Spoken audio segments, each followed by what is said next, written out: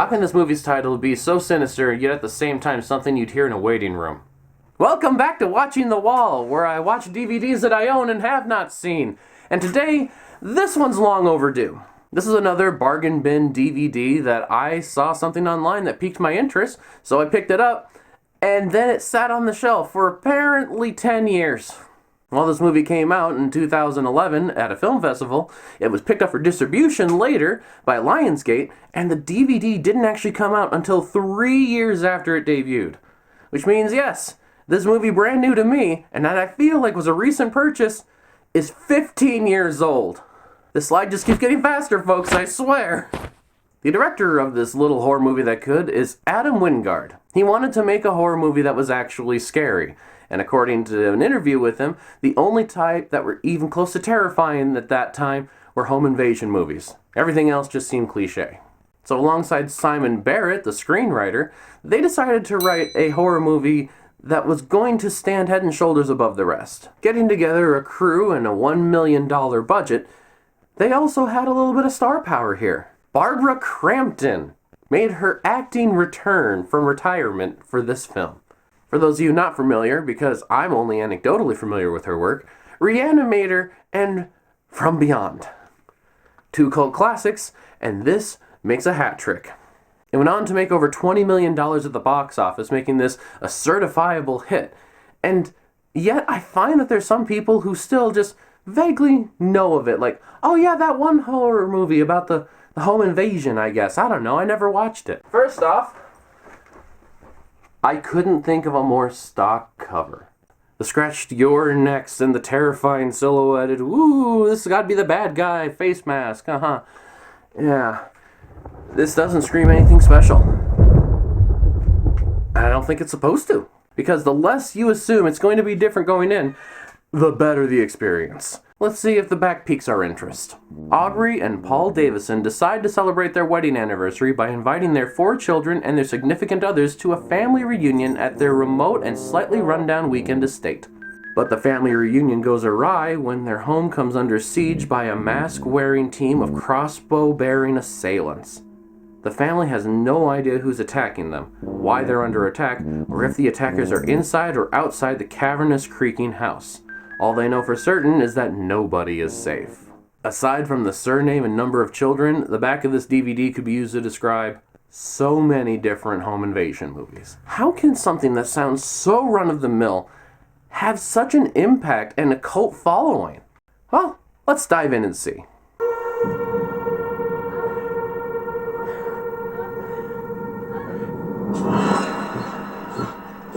And if you're not taking your socks off, are you even really enjoying it? After that lovely introduction to her super deep character, she goes and puts in a CD. I miss those 5-disc changers. Mine actually died. I just have the 5-disc DVD player now.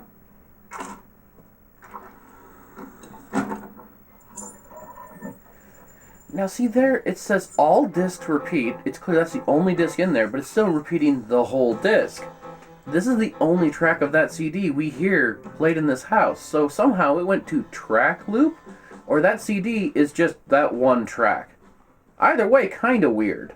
Now already we're leaning hard into the opening kill trope.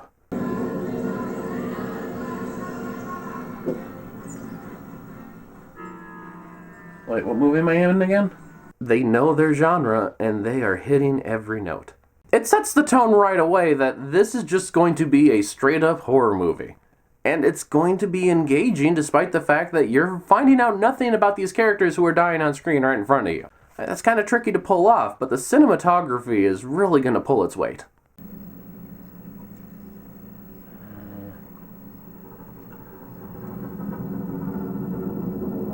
Fantastic use of thirds. Next morning we see Aubrey and Paul driving up and remarking that, oh, the neighbor's home. You know, he had that little tryst with that college girl and left his wife for her. He must be living up here now. It's not quite ham-fisted exposition, but it gets the point across. Don't know how else they would have told us about that, because these guys literally said nothing in their first scene. Yeah, we're very much implying throughout this whole opening that, of course, the wife has some high anxiety that she needs the medication for. She's just a little high-strung and... I think someone's in the house. You sure? Paul, Aubrey. Hurry up. No. You go outside. I'm gonna check the upstairs. You come inside with me. It's just a creaky old house. Oh, there is someone up there. Yeah, on second thought, this whole opening just could have been any movie. And then we hear the conversation between Crispin and Aaron. So your parents are pretty loaded, right? Yeah, I guess. My dad retired from KPG last year and he got an insane severance package. Wait, KPG? As in the defense contractor? Yeah. It was just in marketing. As the rest of the family starts to trickle in, there's a face in there that is not familiar to me, but whose name I know well. Look at you. You are so beautiful. Thank you. I love Sophie. You look great. You must be The mind behind X, Pearl, and Maxine, ladies and gentlemen. We then meet Felix and Drake, Crispin's brothers, and their significant others, especially Z. Looking to meet Z, my girlfriend, Z. with 2 E's. Z-E-E. Wow. That's unique. Yeah, nice to see you two in person. The dossier only can do so much. Does she play a femme fatale on one of those cable shows? Because, wow, she's smoking. So now that they're all together, they get to have the lovely conversations that you have at every good family get-together. So, were you a student of Crispin's? I was. But I'm not anymore. Not anymore. She was my TA, but we stopped because we figured that was inappropriate. A little unprofessional. What? You know, for not establishing much dynamics between these family members, it feels like a real fight. The tension gets to be so much that Tariq decides he's gonna look through the dark window and see what he can find out there. You know, I need this conversation like I need an arrow in the forehead. Well, that got the point across. And it's at this moment that the focus of the film starts to be centered around Aaron.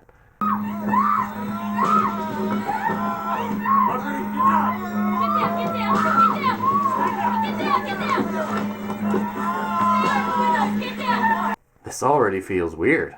But like a good weird.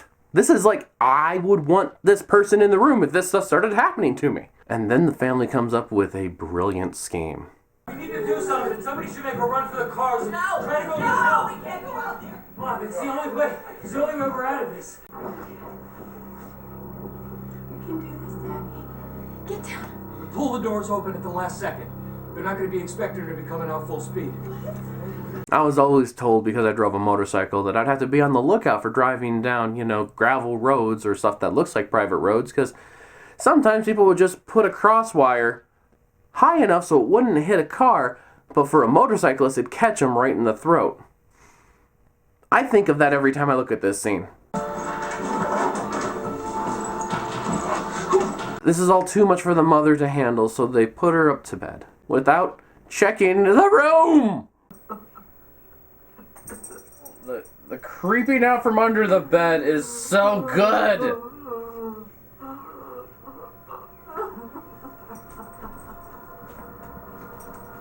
The tight focus, the wide angles, the shaky cam, but not excessively.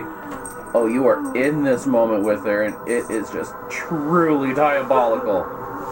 Oh, love this movie. So we're seeing that these killers are brutally efficient, merciless, and seemingly without real cause. So while half the group seems to be in disarray and not knowing how to react, or in straight up panic, Aaron does this. What are you doing? We need to make sure all the doors and the windows are locked. What? What are you doing? Some places, if you text 911, they get it as a voicemail. If you even have one bar, you can send a text. Come on. These things are useless. I'll have to keep trying. All while making sure she is readily armed in case she comes across any assailants.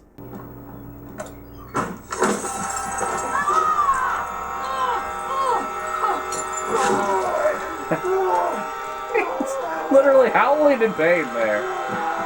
This is all getting way too intense for some people. Like Drake's wife, Kelly. She goes running to try and find help at the opening of the film. Lock the door!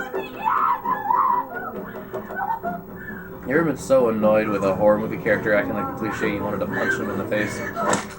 That guy is too.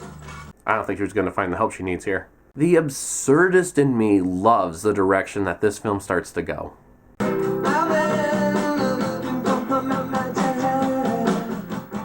Greetings from the neighbor's house. And Crispin at this point has run off into the woods to try and find Kelly, not realizing that Kelly was making her way back to the house. Okay, we should each carry a weapon.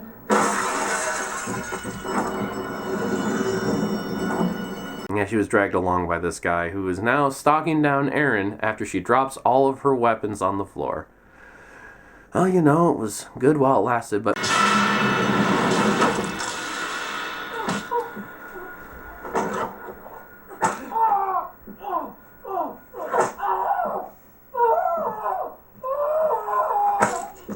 Common sense and tenacity rule the day!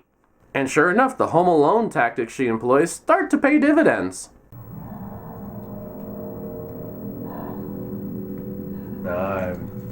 I've broken into many places before. You don't step so far out that you step on the nail board. What's this, amateur hour?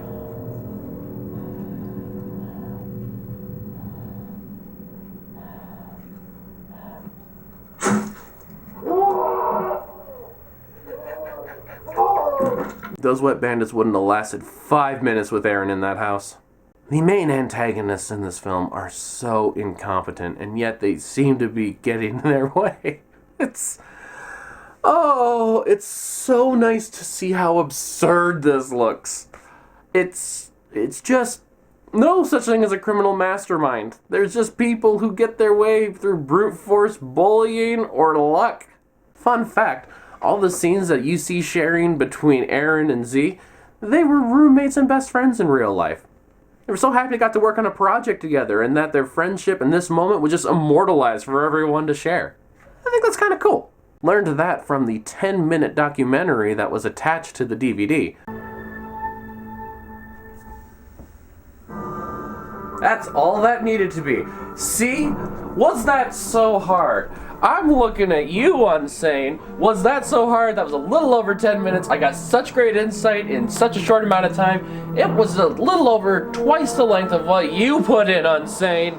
I'm still bitter. Just put together the stuff that you're already talking about while you're making the film. It's that easy. The whole final sequence, the last reveal of showing exactly who put that knife into their back, and how Erin finally deals with it, it's so sweet. She is superiorly confident and competent, and yet she's not boastful. She's not waving around that, hey, we've done it guys, flag at any point. She's truly the final girl of final girls, because she was always going to survive this. As long as she kept her wits about her, as long as she came prepared to do anything she needed to do what's right for her and those that she loves. This movie is popcorn ultimately. There's not a lot that I can look into and discuss in depth, but I'm not going to insult it by just saying, oh, it's that standard old popcorn. This is gourmet popcorn. You take one glance at it and think, oh, this is just like 17 other horror movies that came out that year. You're right and you're wrong. The premise, very straightforward. The first third of the movie, almost by the numbers. The flavors are all there that you expect, but it adds and elevates to a level that my palate was not ready for this. I have now a new comfy go-to classic. Despite the fact that, yeah, there's some graphic killing in here, not gonna lie. And yet, I stand behind the message of this movie. It's don't let yourself get comfortable and taken in by a scenario just because society tells you, hey, this is how you should react. Because if you react properly, you can get through almost anything. So, buy it, stream it, lend it, or toss it. Oh, I'd buy it.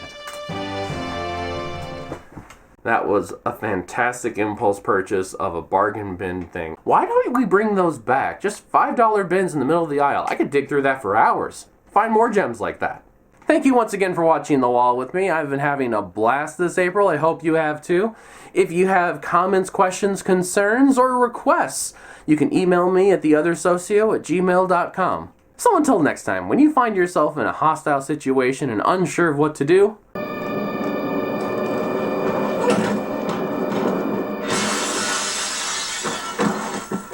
go with Aaron's gut. Bye for now!